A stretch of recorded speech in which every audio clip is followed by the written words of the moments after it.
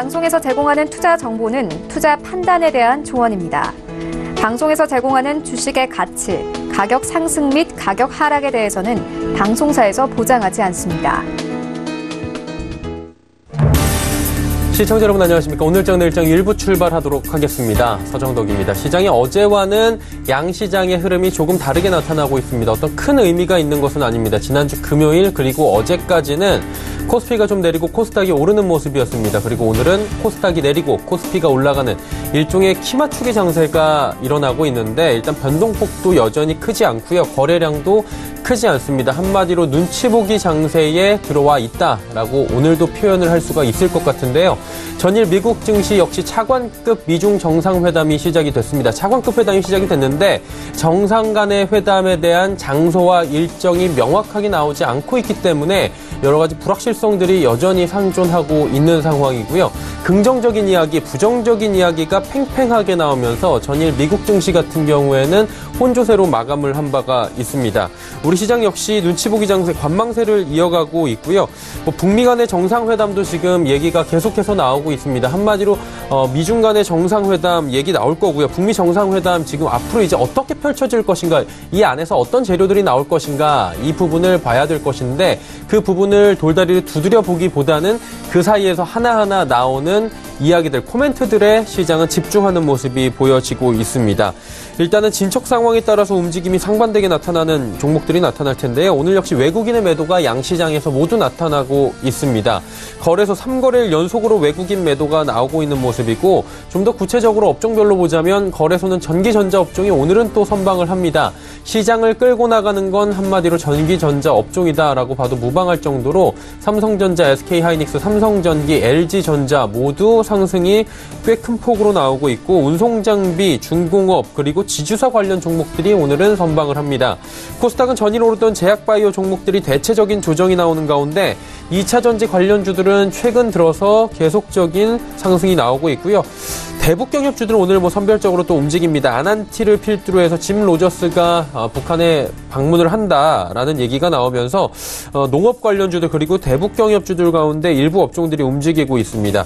그리고 전기, 전자, 부품 업종들이 코스닥에서는 큰 폭의 상승이 나오는 종목들이 보이는데 일단 섹터가 빠르게 변동을 하고 있습니다. 순환매 장세가 펼쳐지고 있는 상황에서 이런 시장은 개인들이 접근하기가 참 어렵고 대응하기가 어려운 변동성이 작은 시장이다라고 이야기들을 하는데 오늘장 내일장 일부에서 이슈들 점검하시면서 시장 대응 방향성들 하나하나 차근차근 짚어가 보시면 좋을 것 같습니다.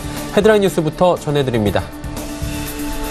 최근 우리 경제는 생산 측면에서 이 경기 둔화 추세가 지속되고 수요 측면에서도 내수와 수출 모두 위축된 모습이 나타나고 있다고 한국개발연구원 KDI가 밝혔습니다. KDI는 2월 경제 동향 자료를 통해 우리 경제가 생산 측면에서 광공업 생산과 서비스 생산이 낮은 증가세를 보인 가운데 건설업 생산도 부진한 모습을 보이고 있다고 진단했습니다. 전국의 표준지 공시지가가 지난해보다 9.42%나 올라 지난 2008년 이후 11년 만에 최고 상승률을 기록했습니다. 공시지가가 시세를 얼마나 반영하는지를 나타내는 현실화율은 2.2%포인트 상승한 64.8%로 집계됐습니다. 지역별로 보면 서울이 13.87% 올라 상승폭이 가장 컸고 부산과 광주도 10%가 넘게 올라 전국 평균을 훌쩍 뛰어넘었습니다. 도널드 트럼프 미국 대통령과 시진핑 중국 국가주석이 다음 달 만날 것으로 점쳐지는데 이 양국이 회담 장소를 두고 이견을 보이고 있다고 홍콩의 사우스 차이나 모닝포스트가 보도했습니다.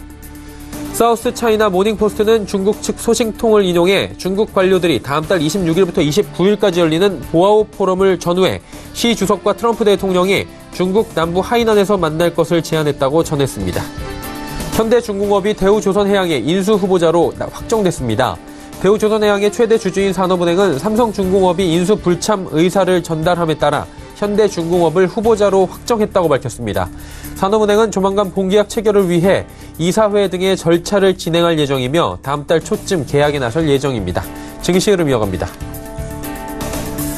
코스피는 상승 흐름이 0.5% 안팎입니다. 일단은 2190포인트대까지 터치를 했고요. 2200포인트를 향해 다시 올라가고 있는 상황입니다. 다음 살펴보도록 하죠.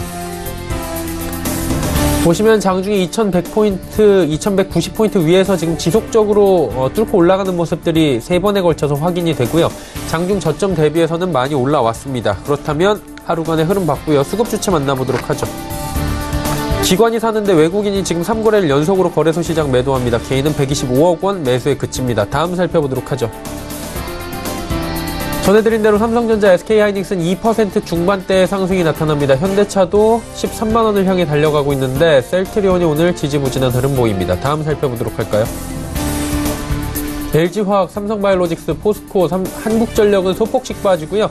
삼성물산은 강보합권 유지합니다. 다음 살펴보도록 하죠. 11위부터 15위 종목들입니다. 현대모비스 올라가고 SK 올라갑니다. 오늘 지주사 관련 종목들이 큰 폭의 상승이 오랜만에 일제히 나오는 날입니다. SK텔레콤, 네이버, 신한지주는 1% 안팎의 하락이 나옵니다. 다음 살펴보도록 하죠. 코스닥은 732포인트대입니다. 약보합권 유지를 하고 있는데 0.64포인트 하락입니다. 하루간의 흐름 정리하도록 하죠. 자, 보시면 734부터 729까지 빠졌다가 다시 730포인트 회복했고요. 732까지 보합권 수준까지 다시 올라오는 모습 확인이 됩니다. 수급 주체 확인해 보도록 하죠. 코스닥 역시 외국인이 팝니다. 299억 원, 그리고 기관도 매도하는데 기관 가운데서 연기금만 사줍니다. 개인은 하락장에서 매수합니다. 시총 상위주들입니다. 제약바이오 종목들 어제 일제히 상승했는데 오늘 차익 실현 매물들이 조금씩 나옵니다. 그리고 엔터주들 대장주라고 할 수 있는 CJ ENM도 오늘 3%의 큰 폭의 조정이 좀 나오고요. 2차전지 관련주 포스코캠텍은 6만원 돌파한 이후에 6만 6천원대까지 다시 올라오는 모습 포착이 됩니다. 6위부터 10위 종목들입니다. HLB는 보합, 메디톡스, 그리고 펄어비스, 코오롱 티슈진 빠지는 가운데 스튜디오 드래곤이 상승 전환을 했습니다. 다음 살펴보도록 하죠. 아난티가 전해드린 대로 짐 로저스의 북한을 방문한다, 이런 얘기가 나오면서 3.92%, 장중의 상승폭은 훨씬 더 컸습니다. 셀트리온 제약, 제네신 조정이 나오고요. SK머트리얼즈와 SFA, 전기전자 부품 업종들 오늘 큰 폭의 상승이 일제히 나옵니다. 다음 살펴보도록 하죠. 원달러 환율의 흐름입니다. 1124원대에서 거래가 되는데 거의 움직임이 없다고 보시면 됩니다. 보합권에서 거래되고 있습니다. 금일 본 방송에서 제공해드리는 정보는 투자 판단에 대한 조언일 뿐입니다. 해당 주식의 가치와 수익률을 보장해드리지 않는다는 점 참고해 주시길 바랍니다. 오늘장 이슈 바로 살펴봅니다. 유원타증권 메가센터 분당점에 백인범 대리 연결되어 있습니다. 안녕하십니까? 네, 안녕하십니까? 예, 오늘 시장은 코스피는 오르고요. 코스닥은 지금 조정이 살짝 나오고 있는데 어떤 이슈로 움직이고 있는 거죠? 네, 일단 전체적인 지수 움직임은 크지 않은 모습 속에서 아무래도 오늘 대형 IT주들의 반등이 코스피 지수의 좀 상승을 이끄는 모습이다라는 점은 잘 보이실 겁니다. 일단 오늘 시장 큰 틀에서 봤을 땐 순환매 장세가 그래도 이어지는 모습이다라고 좀 인식을 하고 있는 상황이고요. 일단 앞서 말씀드렸듯 대형 IT주들이 이제 움직이는 모습이고, 일단 그 신호탄을 지난 거래일 오후에 LG전자의 주가 상승으로 좀 이런 신호탄을 쏘아 올린 모습이다라고 보시면 될 것 같습니다. 일단 밸류에이션 변화라든가 업황 변화라든 그런 특별한 사항은 없는 상황 속에서 일단 수급적 이슈가 외국인을 토대로 한 매수세가 이들 종목별 등락을 결정하는 모습이었었고요. 일단 반대로 대형 IT주들의 반등과 반대로 그간 가던 업종과 종목들의 경우에는 일부 주가가 쉬어가는 흐름이 나오는 등 일단 전반적인 순환매 장세가 이어지는 모습이 관찰이 되는 모습입니다. 일단 이러한 상황에서는 트레이딩 관점에서는 잘 대처를 못한다면은 오른다고 따라갔다가 손실나는 상황이 좀 이어질 수가 있다 보니 일단 아무래도 트레이딩에 있어서는 좀 조심스러울 수밖에 없는 상황을 연출을 하고 있는 상황이고요. 일단 우선 이러한 상황 속에서는 이평선 매매라든가 어느 정도 하방을 다지고 올라갈 수 있는 가격 부담이 없는 업종과 종목들에 대한 관심을 좀 두시는 전략으로 일단 한 템포 쉬어간 전략으로 가시는 것이 좀 바람직하지 않을까라고 생각하고 있습니다. 일단 결론은 지수 움직임은 만기일까지는 좀 제한적일 것으로 예상되는 상황, 또 그리고 대외 이슈 등을 감안했을 때 지수가 상승 추이로 확연히 가기보다는 지수 움직임은 정체될 것으로 보여지고 있고, 대신 그 안에서의 업종과 종목별 순환매가 이어질 것이다라는 가정을 하시고 시장 바라보시면 좋겠다 말씀드리겠습니다. 자, 이 외에도 우리 시장은 주목할 만한 이슈들이 지금 많이 상존하고 있는 것으로 알고 있는데 어떤 점들을 좀 더 볼까요? 네, 일단 바람직한 투자 방법이라고 자신 있게 말씀드릴 수는 없지만 정치 테마주들에 대한 관심 시장 속에서 여전히 보여주는 모습인데요. 일단 정치 테마주에 대한 매매 접근은 사실 리스크 대비 수익은 클 수가 있겠지만 반대로 손실 역시 커질 수 있는 유형이긴 합니다.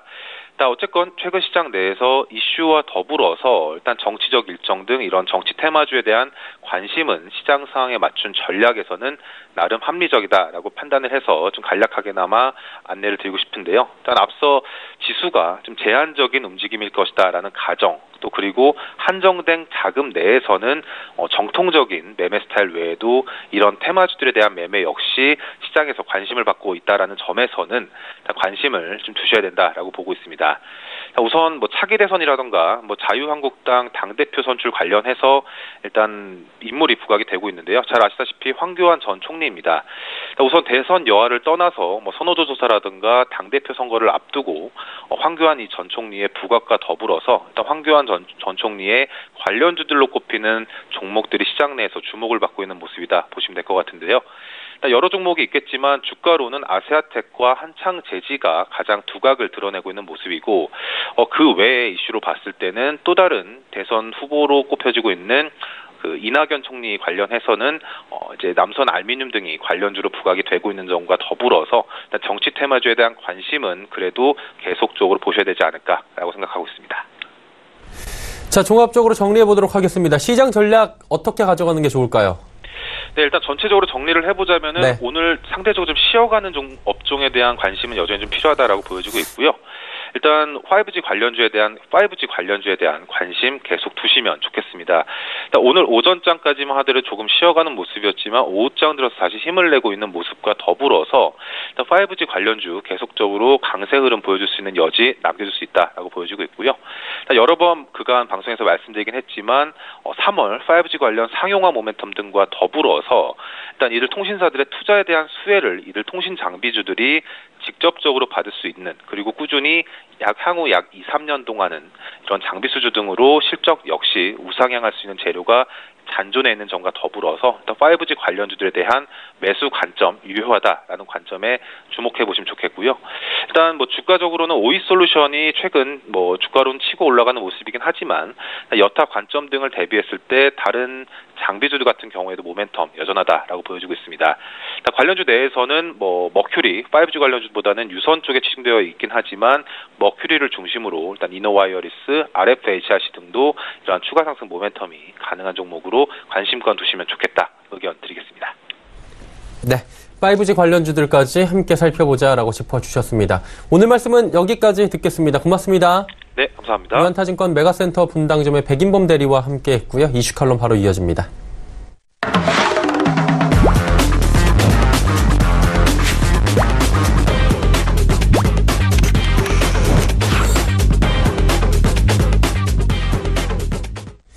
이슈 칼럼 바로 이어가도록 하겠습니다. 미국 쪽의 이슈들이 지금 글로벌 시장을 흔들고 있습니다. 셧다운 이슈가 재점화되고 있는 상황이고 미중 간의 무역 분쟁에 대해서 차관급 협상이 시작이 됐습니다. 그리고 정상들의 만남에 대해서도 지금 어느 곳에서 할 것이냐, 그리고 어느 장소에서 할 것이냐에 대해서 지금 이견을 두고 어느 정도의 지금 줄다리기가 있다고 하는데 이 문제들 하나하나 좀 짚어보는 시간 갖도록 하겠습니다.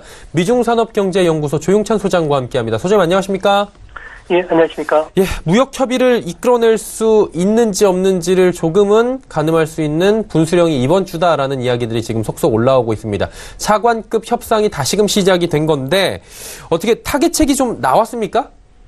네, 어제 오늘 사이에 협상이 계속 진행이 되고 있는데요. 여전히 차관급 회담에서는 구조적 문제에 대한 논점을 좁히는 조율 작업이 그렇게 쉽지만은 않은 그런 모습입니다.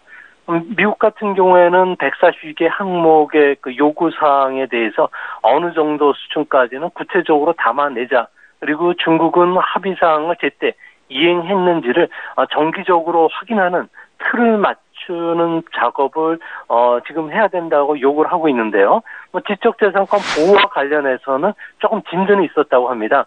하지만 기술 이전 강요라든지 국유 기업에 대한 보조금 문제에 대해서는 중국 측이 새로운 제안을 제시하지도 않았고요.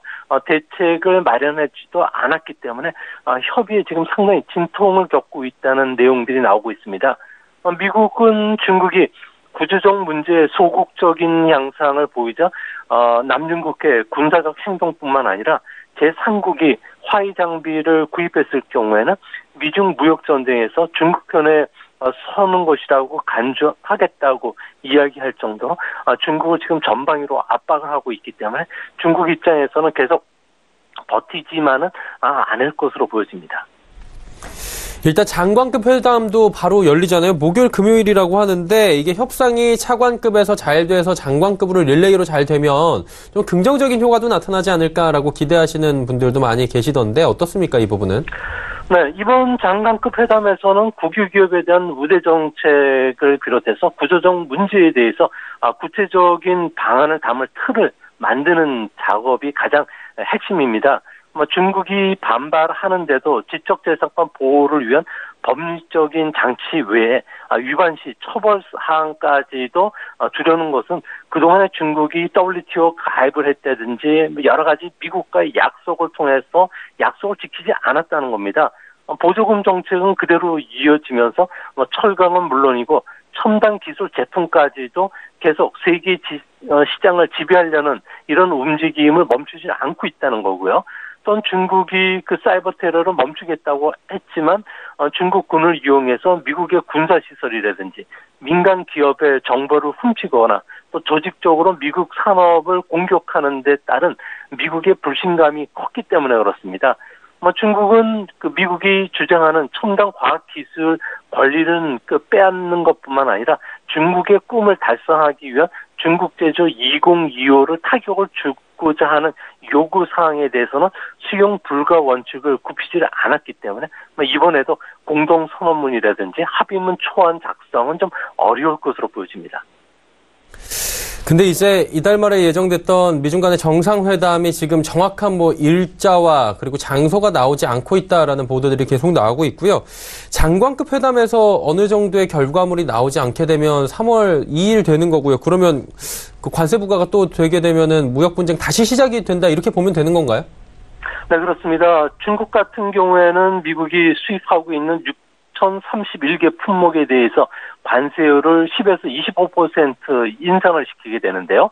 이렇게 되면 농수산물, 가구, 인테리어, 가전제품과 같이 민간 수출업자의 그 가격 경쟁력을 잃을 수밖에 없습니다. 가구나 가전제품 같은 경우는 마진율이 1에서 한 3%에 불과하기 때문에 아무래도 춘조를 맞추고 지금 속속 귀성하는 노동자 같은 경우에는 수출 기업들이 대량 해고를 할 수밖에 없게 되는데요. 이렇게 되면 사회적 불안 문제가 더 커질 가능성이 있을 거로 보여집니다. 중국이 가장 우려하는 부분은 이런 무역 문제 외에 5G를 둘러싼 서방 국가들이 기술 패권 전쟁 그리고 경제 블록화를 피하지 않고 지금 중국을 압박하겠다는 이런 모습을 보이는 것 때문에 그런데요. 미국은 화웨이와의 그 기술 거래 관계라든지 장비를 채택하는 국가에 대해서는 미국제 군사 장비를 판매하지 않거나 중요 시스템의 접속을 제한시킬 계획으로 있다고 합니다. 또한 중국을 인권 탄압 그리고 티베트 위구르족 박해 문제로 반인권 국가로 낙인 찍어서 국제사회로부터 제재를 받게 하려는 의도가 상당히 다분한데요. 이 때문에 안보 측면에서도 전면전을 각오해야 된다는 측면에서 아무래도 이번에 그 미중 간의 그 장관회담에서는 어느 정도 구체적인 양보안을 준다든지 아니면은 그 다음 달에 미국이 이야기하는 그 마로라고 리조트에서 다시 미국의 중국의 체면을 살려서 테러를 열어주는 양보안을 수용하면서 미국 눈높이에 맞추는 지적재산권 침해라든지 국영기업의 보조금 문제를 매듭지어야 되지 않을까 보여집니다. 그리고 또 미국 증시 관련해서 지금 미중 간의 무역 분쟁에 대해서 어떻게 진행이 될 것이냐 이 부분도 있지만 셧다운이 재점화되고 있다 이 부분도 큰 이슈로 그리고 악재로 작용하는 모습입니다. 15일까지 협상 불발되면은 셧다운 다시 재점화된다 그러는데 이거 어떻게 되는 겁니까? 네, 조금 전에 그 미국 여야 지도부 같은 경우는 셧다운 사태를 피하기 위해서 국경 장벽 예산을 당초 57억 달러에서 13억 7천만 달러로 낮추는 데 합의를 했는데요. 트럼프가 만약 이를 승인한다면 셧다운 사태는 피할 수는 있겠지만 현재까지 트럼프 입장에 변화가 없기 때문에 승인을 받을 가능성은 낮을 것으로 보여집니다. 하지만 공화당 원로들 같은 경우에는 국경장벽 예산에 발이 묶일 경우에는 트럼프 정부가 올해 추진하려는 약품 가격 인하 그리고 인프라 투자 그리고 낙태 금지 그 법제와 같은 문제에도 상당 부분 차질이 빚어지기 때문에 양보안을 수용하라고 지금 요구하는 그런 태세인데요. 오죽했으면 중국 화구 15 같은 경우에도 미국이 가장 부족한 부분은 단결이라는 그 제목의 사설을 기재할 정도로 미국에 대해서 비아냥을 거리고 있는 상황입니다. 트럼프 대통령이 이 합의안을 거부한다면 9개 관련 기관들이 다시 폐쇄될 수밖에 없고요. 그렇게 되면 지난 그 35일간의 경제적 충격보다도 더 큰 충격을 받게 되는데요. 단기적으로 개인 소비 감소뿐만 아니라 미국 경제는 1주마다 1분기당 실질 GDP 성장률이 0.13%포인트 정도 떨어지는 하락 압력을 받을 수밖에 없기 때문에 경제 전체적으로는 광범위한 악영향을 받는다고 보시는 게 맞을 것으로 생각이 됩니다. 그리고 트럼프 대통령이 지난 국정연설을 굉장히 길게 연두연설을 했는데 여기서 지금 인프라 투자 관련된 이야기들에 대해서 여러 가지 협력을 요구한 바가 있습니다. 2조 달러 규모라고 합니다. 낡은 인프라를 고쳐야 된다 이런 지적도 있었다고 하는데 취임 3년 차에 지금 인프라 쪽에 굉장히 집착하는 이유가 있을까요? 아무래도 미국의 인프라 노후가 상당히 심각한데요. 대부분의 고속도로뿐만 아니라 교량, 철도, 공항 같은 경우는 50년에서 70년에 지어진 건물들입니다. 그러다 보니까 또 100년 이상 된 상하수도, 가스관들도 많게 되는데요. 이로 인해서 미국 토목학회 같은 경우에는 미국의 인프라 실태는 5단계 수준인 D+, 아주 나쁜 단계라고 합니다. 이런 인프라 수준을 꽤 괜찮은 한국 수준까지 끌어올리려면은 아무래도 인프라와 관련된 대규모 투자를 해야 되는데요. 이 자금이 적게는 1조 5천억 달러, 많게는 2조 달러 정도가 들어가게 되고요. 10년간에 걸쳐서 진행이 돼야 됩니다. 이렇게 트럼프가 인프라와 관련해서 투자를 늘리려고 하는 것은 아무래도 세제 개혁이 올해 하반기부터는 경제적 효과가 이제 삭감되기 때문에 지지율을 더 끌어올리고 지지층을 결집시키기 위해서는 아무래도 인프라 투자가 더 시급한 것으로 보여지기 때문에 그렇습니다. 아무래도 개선을 위해서 감세 효과뿐만 아니라 인프라 투자까지 성공을 한다면은 미국의 그 성장률은 2020년에 1%까지 떨어질 것으로 예상이 되지만 앞으로 좀 더 올라갈 수 있다는 점에서는 인프라 투자에 좀 목을 매지 않을까 보여집니다. 자, 트럼프 대통령은 인프라 투자에 목을 맬 것으로 앞으로도 예측이 되고 있는 가운데 지금 중간선거 이후에 하원의 다수당은 민주당으로 변화가 생긴 상황입니다. 민주당이 순순히 트럼프 대통령의 요구에 응하지 않을 것 같은데 어떻게 되는 겁니까, 이건? 네, 트럼프 대통령이 추진하는 인프라 투자 같은 경우는 연방정부가 20% 재원을 내고요. 나머지 80%는 주정부라든지 민간 자금을 끌어다가 재원을 조달시킬 계획으로 있습니다. 채권 발행이라든지 민간 자금을 활용할 수 있는 사업은 고속도로나 공항, 항만처럼 이용료를 부과할 수 있는 상업시설에 국한되고요. 또 수익성이 좋은 통신 쪽에 지나지는 않습니다. 시급하게 보수가 필요한 일반 도로라든지 학교, 상하수도 투자 같은 경우는 재해가 될 수밖에 없는데요. 이 때문에 민주당 같은 경우에는 트럼프가 연방 예산을 쓰지 말고 지방단체의 부담을 떠넘기는 이런 생색내기는 하지 말라고 하는 게 민주당 생각입니다.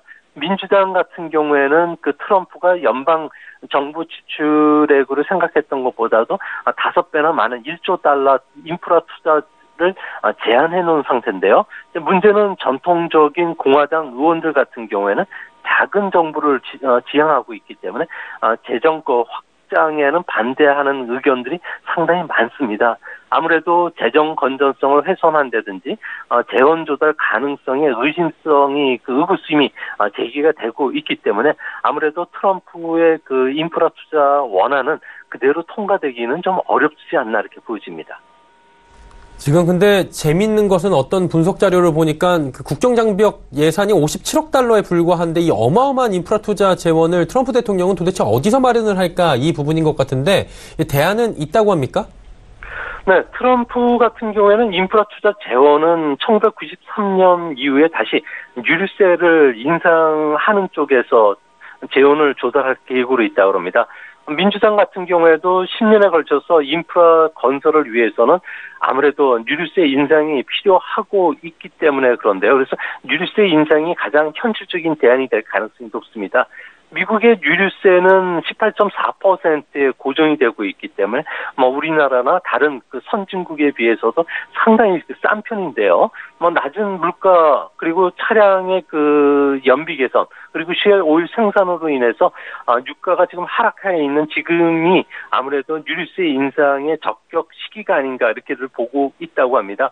트럼프는 유류세 인상에 긍정적인 생각을 보여왔고요. 또 일부 의원들도 지진을 받고 있기 때문에 국민 여론이 백악관이나 의회가 먼저 불필요한 예산 삭감에 우선 노력해야 된다는 그 좀 약간 반대 그 의견들이 좀 높은가 봅니다. 이 때문에 아무래도 이런 누구도 그 뜨거운 감자인 그 유류세를 섣불리 꺼내지는 않을 것으로 보여진다는 점에서 앞으로 유류세 인상과 관련된 논란은 앞으로도 계속 진행이 되지 않을까 보여집니다.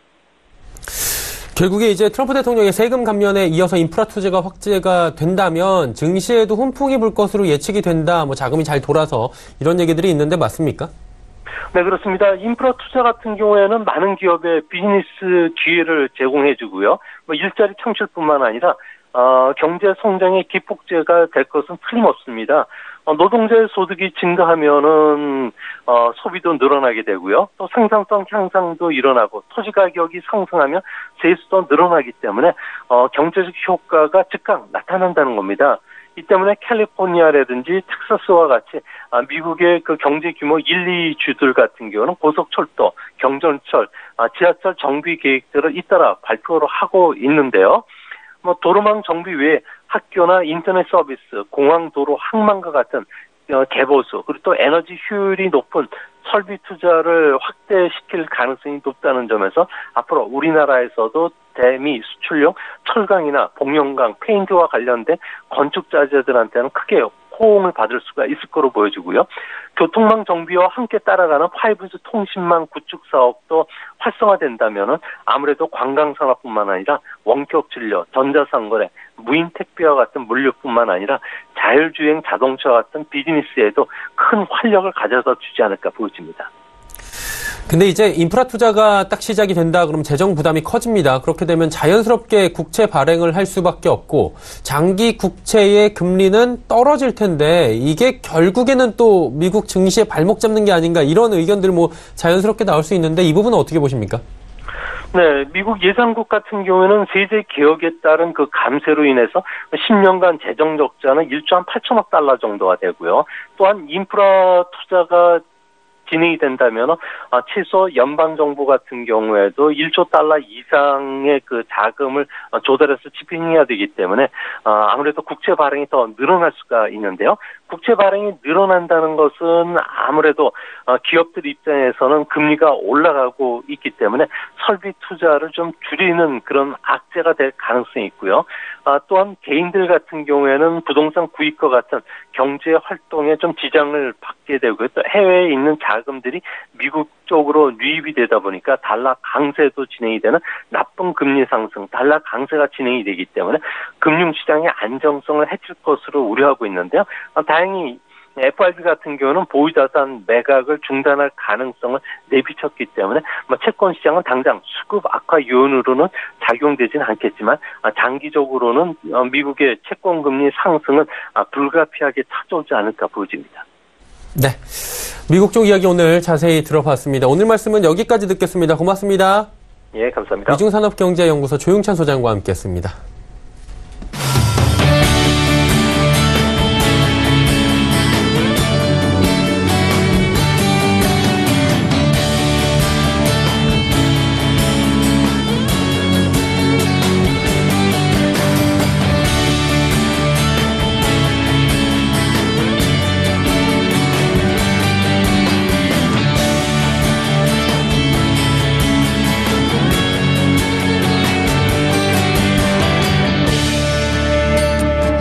오늘장 내일장 1부 함께 하셨습니다. 잠시 뒤 2부에는 이제 종목 이야기 자세히 나눠보도록 하겠습니다. 두 분의 전문가와 함께 다양한 종목 짚어보고요. 여러분이 궁금하신 종목 상담까지 이어가는 알찬 시간 준비했으니까요. 2부도 함께 해주시기 바랍니다. 고맙습니다.